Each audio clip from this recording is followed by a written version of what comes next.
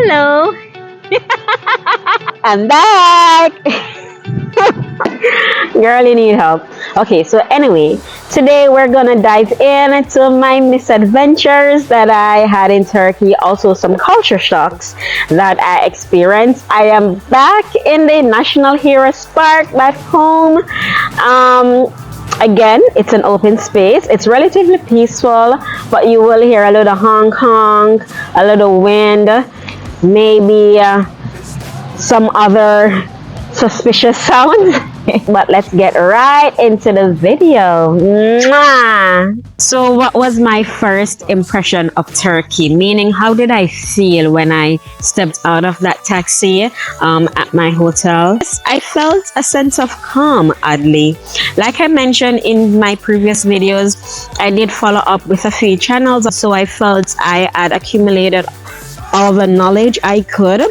The rest will just come having a little courage. So I guess I felt somewhat centered. I'm a relatively smart individual. I'm also batshit crazy. so I guess that being prepared, having the apps on my phone. But I feel that if you are trusting in yourself that whatever situation arises, you would have been able to navigate and to not just survive but to thrive. And I use that basically as my sort of guide that, hey, comes what may, you're gonna have a best trip. If things go haywire, it's a part of the experience, it's a part of the journey. And it's gonna be a story that you laugh at when you're old and wrinkled, telling your kids and your friends. So you got this, girl, you got this. I remember one night when I was on the metro on my way back to my hotel, my phone had died, but just before it died, it told me to get off at the stop.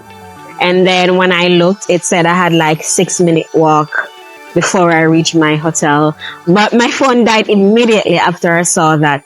And so in a situation, what do you do like this? And it's nighttime. You're coming from wherever you've been during the day. You're new. Your phone has died. You're not seeing anyone around that could assist you. So I did well-thinking individual would have done. I sat down on the sidewalk or pavement, whenever you called it, and I just cried. I had like waterworks. I just let it out. I don't know if it was just me for the first time realizing you don't completely have this, or maybe I just needed to cry, or I was just having I don't know, some untoward moment, but I just cried like any reasonable adult will do when they're in a situation that feels out of their bubble. Until I got up, I started walking around like, and then I saw, oh, that's my hotel. And that was pretty much the start of me getting lost morning, noons, and every night. When I say lost, I mean lost in the middle of nowhere, as in cactus rolling past. I have stopped counting how many times I got lost. The word of advice for going to foreign countries: don't trust Google Maps. Continue on to Professor Siddiq Sami on our Jadesi. Yeah, whatever. Oh shoot, I was there yesterday. No? What if Turkey was not a safe place? Who must come at me as a main road? Jesus, man, I walked through open land. Bush, zinc. Really? Alright guys, update. I'm not quite sure where I go, but I know my days not a tourist here.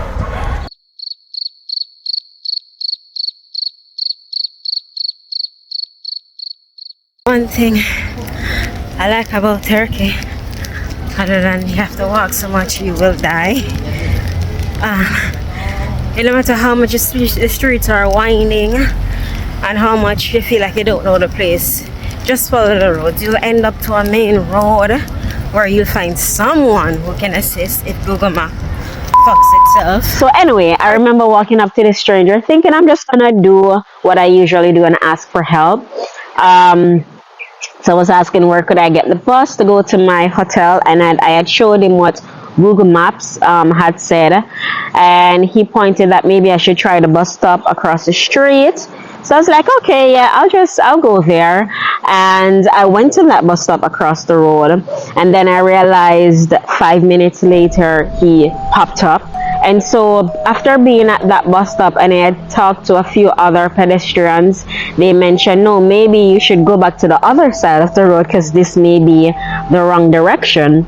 So I was like, okay, let me go back to the other side of the road. I saw that same gentleman appear again beside me. So at this point, it crossed my mind, okay, is he following me? Am I being targeted because he figured, okay, tourist, lost, easy target. After waiting, not getting any bus, I was like, okay, let me just walk in circles like I normally do till I find another bus stop because all of these places are interconnected, right? I'll just hop on another bus at that stop and it will take me to another stop that's closer to my hotel. So again, I walked off after noticing that he came over again, and there was this guy behind me just walking. So at this point I was like, okay, he's definitely following me, so let me call him out, let me pause, give him the opportunity to walk ahead, go about his business, and after he's out of sight, then I'll just continue on my journey. So I stopped and he passed. I was like, okay, all right, you're being a little bit paranoid, the guy's gone. So I deliberately waited around 2 minutes and then I walked off again. So walking now in that direction, there is the guy stopped, pretending that he was checking his phone or whatnot. Continued walking, and then when I was like 200 yards away or so, I noticed he resumed his pace right behind me. So at this point I know, okay, girl, you are being followed, you need to seek help.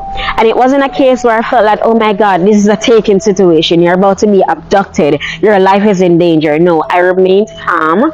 I saw a hotel ahead, so I was thinking, okay, I'm gonna go into that hotel, let the security know or the receptionist know that I think I'm being followed, call whatever the number was for the Turkish police or whatnot.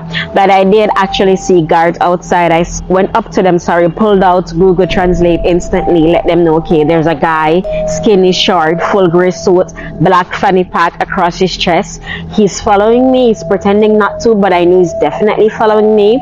They were instantly alert. They pointed me in the direction where I could find the police, but at the same time they promised to do a lookout to ensure that he wasn't continuously trailing me after I moved off. So that was sort of a mishap that I had. I even remembered when I was on the bus talking to the tour guide that I did mention in my last video with the whole bag shenanigan. I remembered when I had came off at Kadikoi Port. It's a major metro station where you can get the tram or other metros going in every which direction. He came off as well, but I was still cognizant that, hey, he's coming off with you.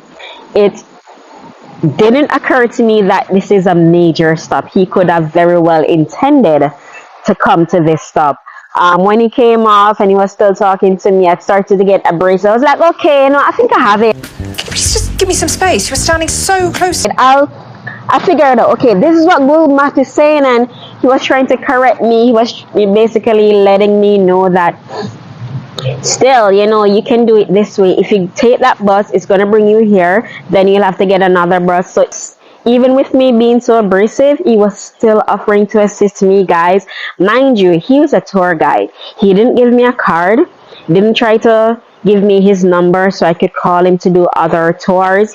Even when I mentioned that I wanted to go to other places and I list those places which he does tour at, he didn't try to solicit any new business. He was just helping me to help me, and then he just went on his way. So that was a grave miscalculation on my part. I also remembered when I was in the Grand Bazaar, and I was just walking along, and there's a shop owner or shopkeeper was beckoning to me, marhaba, marhaba, my lady, and I was like, I'm not buying anything. Instantly, I didn't even, and because I had gotten so accustomed to them like calling you over trying to get a vibe from you, so I was like, I'm not buying anything. And he went, did I tell you anything about a sale? I saw you with your phone. Picture, picture. Do you want a picture inside my shop? And then he took me into the most beautiful, exquisite lamp shop that you could go into. I mean, lamps, designs of every single kind, dazzling to your eye. Looking back, I'm sorry I didn't make a purchase, but it was a beautiful place to be. And it wasn't even a case where he took my picture with his phone so he could post it on his business page to say, hey, another customer, another dollar made. No, he took my phone, took the pictures of me, didn't offer for me to follow his Instagram page if he had any, didn't really try to get me to buy anything, or maybe he saw low budget or broke. I don't know what the case was, but the point is he just said, you know, take your picture, it's fine. Didn't expectant look to say, are you gonna offer me, you know, any dollars because I let you do this inside my shop? No. He just took my picture, wished me the best, and that was that. Not everyone was out to get something. Some persons are kind just for being kind, and so it was a mishap on my part, but it's something that I knew that I had to learn from. I did have other mishaps that I thought that I was a little know-it-all. I was so prepared, so I couldn't get suckered into this. But of course, I remember Berry Istanbul, when I was watching one of her videos, she was saying, you know, look out for scammers. And it's not just her. I did hear another tourist who went to Istanbul with the same or similar story, stating that, you know, someone comes up to them, they strike a conversation, they seem so warm and friendly, you know, and just attentive. And then you mention that you're going to this location, and they're like, I was on my way there too. And then when you go there, whether it's a restaurant or a bar or whatnot, you're ordering, they're ordering. The bill goes sky high, which they intentionally make you do, or they intentionally hike it up. And then when it's time to pay, they excuse themselves to either wash their hands, use the bathroom, whatever. But they basically ghost you, and you're left with this exorbitant bill. So I did hear of that scam, and yet I'm not gonna say I fell for it, because I was like, I was on the lookout, but kinda happened. All right, so this is how it went down, right? So I was in Fatih, and that's the district where you'll find a lot of the historical sites, whether it's Blue Mosque, Hagia Sophia, Basilica Cistern, etc., etc. So I was sitting, and there was a clock behind, you know, those tall clocks that you'll have in public squares, and around the clock was a concrete slab that doubled as a seat. So a lot of persons were just sitting there taking a break, and I thought, okay, I can sit here too, it's not a problem. There was a lot of bird shit around, I would say that, but that's also part of the story. And this guy sort of, you know, came up and sat down like everyone else. I thought he was, you know, taking a break. So I glanced up, then immediately went down back to my phone, you know, just doing my thing. And then he was smoking. One, I thought, okay, there's so much space, he could have literally gone anywhere else. But I also watched and heard that coming to Turkey, you're gonna run into a lot of smoke out in public. Just bear with it, it's a part of the culture. So you know, eventually noticed that all the smoke was just slapping me in the face and the nose. So he apologized, and I was, you know, letting him know it's okay, I'm only dying, it's not a problem. So we struck up a conversation. And I was all for this. One of my objectives was to socialize as much as I could with the locals, because I really wanted to get that authentic feel and less of a touristy feel. And so we were just there chatting. He was giving me his background on where he's from. I was giving him mine, etc., etc. So he got a call from his driver stating that they would have been running half hour late. And so with the news, he was like, okay, instead of sitting here in bird shit, let's just go across the street to that restaurant over there. The restaurant was all glass. It was right in the square. You could see inside clearly. You could also see outside. So it wasn't sort of any dingy alleyway that I had to go in, so that made me go, oh no, I really can't make it. And he knew in the conversation that I was waiting on the tram to arrive. So he's like, okay, let's just sit down. We'll get something to eat while we wait on our respective, transport. So I was like, okay, like an idiot. So I went up to the restaurant. It did occur to me in my mind while it was happening that this was what some YouTubers were talking about. So when the server brought over our menus and the gentleman that I went into the restaurant with, he was like, so what do you want? I was like, I'm not hungry. Everything's fine. Everything's totally fine. Sounds like it's fine. Because in my mind, I was like, if I don't have any bill, then there was no way you can ask me to split this bill.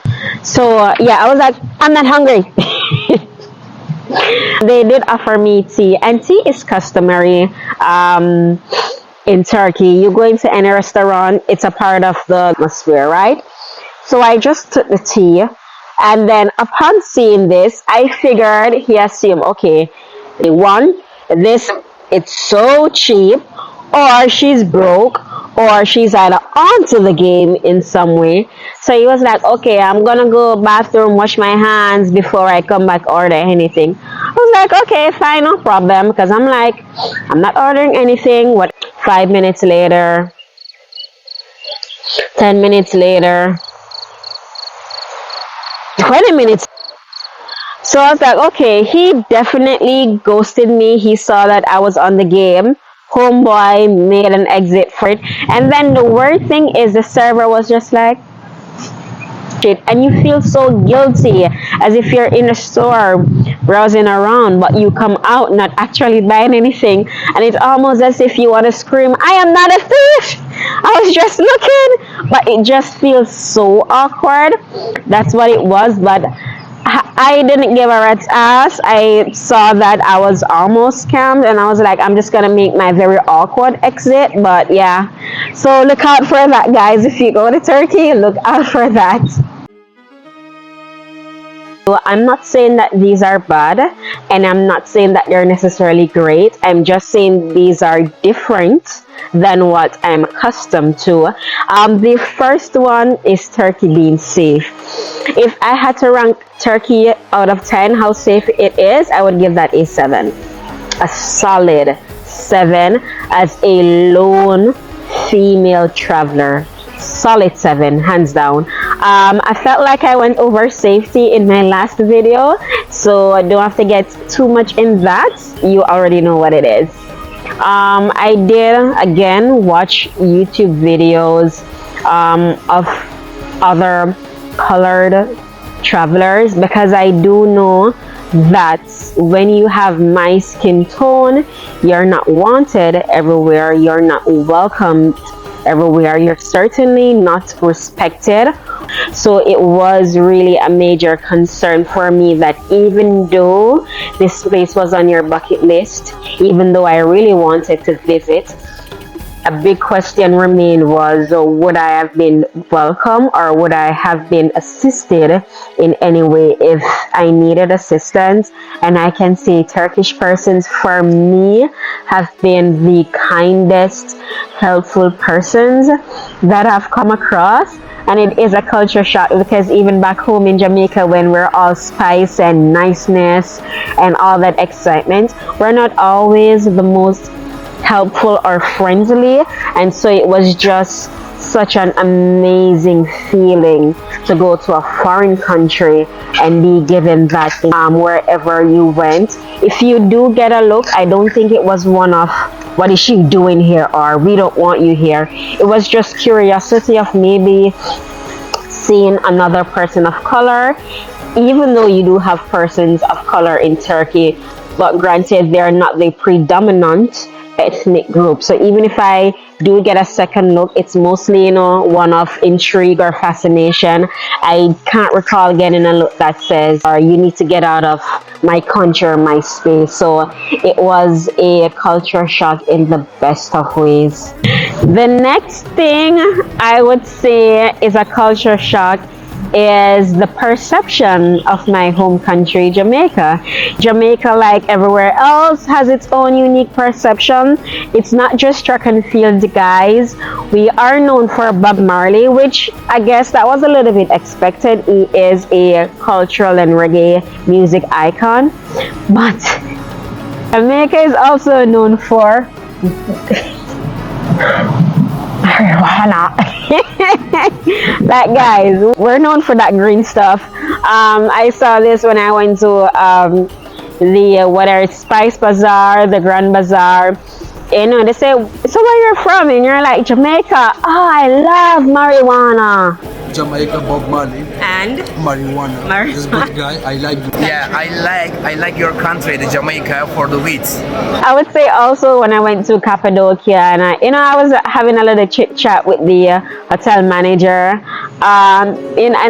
it dropped in a conversation that, and no, I'm actually from Jamaica. He's like, oh, and he tried to put me at ease. Like, oh well, I was gonna go get some weed later. Do you want to come with me? And then, being the gentleman that he was, he brought me to the most quaint antique shop, which I still regret not making a purchase from. Not for weed, mind you. But he was like, yeah, we're gonna, if you want some. And I was like, no. The other culture shock I experienced was just how casual and laid back Istanbul and Cappadocia was. I mean, these are places where you're meant to walk. So if you're a person like myself who you love glamour, you love makeup, hair, dressing up, all of that, just know you're gonna do that in your sneakers or in your flat shoe. Maybe it's because it's such a hilly place, or maybe you're gonna end up walking quite a bit. Sneakers they're almost expected, I would say, even if you go into restaurants. When I went to Sahara, which is a 2-star Michelin type restaurant or 3-star Michelin restaurant, persons there, yes, they're maybe in a nicer wear, but they're in sneakers. So expect that very casual atmosphere, and it sort of helps you as a tourist because it immediately sort of sets you at ease. You feel like, all right, this is somewhere I can get lost in, I can blend into. You don't have to be so conspicuous with all this glamour, which I definitely appreciated. Was I myself in flats? Quite a bit, but I wore heels whenever I could when I was going to any fine dining or semi-formal restaurants. But overall, prepare to wear your most comfortable shoes. Your glutes will burn, your glutes will burn, your glutes will burn. When I say Istanbul is hilly in some parts, I mean Istanbul is hilly. Your glutes will burn. I would say for your downward travels, walk. But then when you're coming back upward, take the tram, take the metro. It will save you a lot of pain, a lot of muscle cramps and fatigues later on. So let me just say this the right way. Mustafa Kemal Ataturk was a visionary. He won important battles in the wars that Turkey fought. In the later centuries, he revolutionized their society in major ways. Women were allowed to work. They were allowed to dress as they like. They could take part actively in the economic activities of Turkey. He brought education to the mainstream, so knowledge wasn't this esoteric sort of thing where only a select few had. Schools were open to the public for everyone to become literate as best as they could. So he did a lot of things, and I'm sure so much more things that I don't know about. So it goes without saying, Turkish people love Mustafa Kemal Ataturk. They love their founder of modern day Turkey.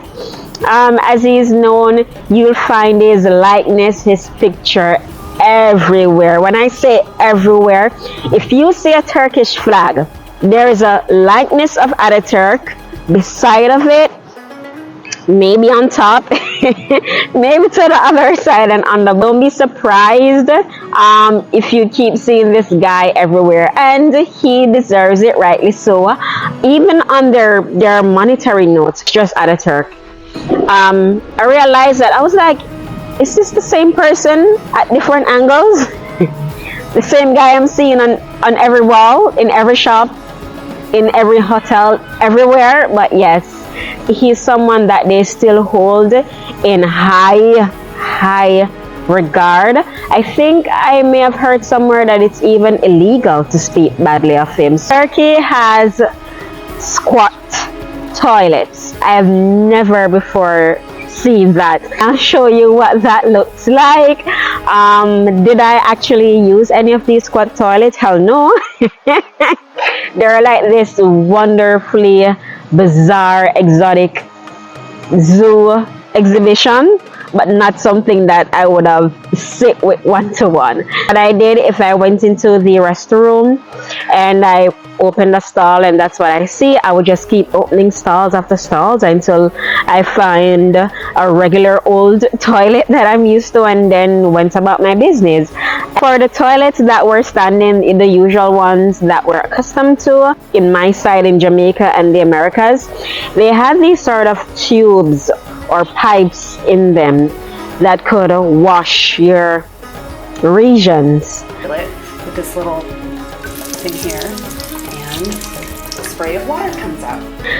I guess some persons view it as making you keep your hygiene.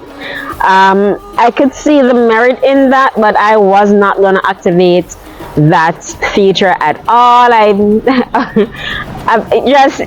was too much. So it's not bad, but that was too much of a shock. So the next thing that I was pleasantly surprised about was the diversity in Turkey for ethnic groups. Maybe it was Magnificent Century or that old image I had in my mind of the sort of heavy mustache, olive skinned or darker skinned, dark hair sort of Turkish people. But no, Turkey is as diverse as it gets. I saw colored persons, black persons that I'm pretty sure were Turkish nationals. I think when I went on the hot air balloon ride, the guy behind me was from Kazakhstan. I think that's the name of the country. There were people from the Philippines, China, you name it. So try to get that out your head, and it works in our favor because you'll find a lot of English speakers in certain parts in Istanbul. So if you're not as versed on the Turkish language, don't worry, find foods if you're not big on the Turkish cuisines. Because of the diversity, you'll find a lot of different food stops that would meet your taste bud in whichever way. You also have some global franchises, the Burger Kings, the McDonald's, etc. So yes, highly diverse. Other thing which I love about Turkey, and it's a culture shock, is their cult of prayer. When I say I love their calls of prayer, I love the Muslim calls of prayer. I know it rings out 5 times per day. Melodic, soothing, poetic sounds. It demands your attention without being overbearing. I stopped to listen whenever I could if I wasn't in a rush.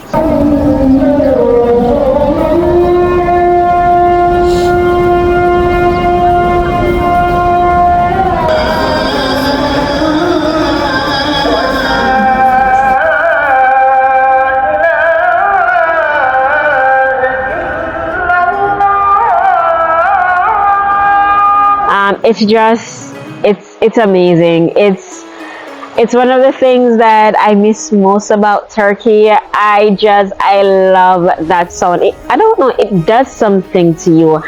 Maybe the first or second time you hear it, you're like, that's odd. But by the third and fourth time, you're just like, amazing.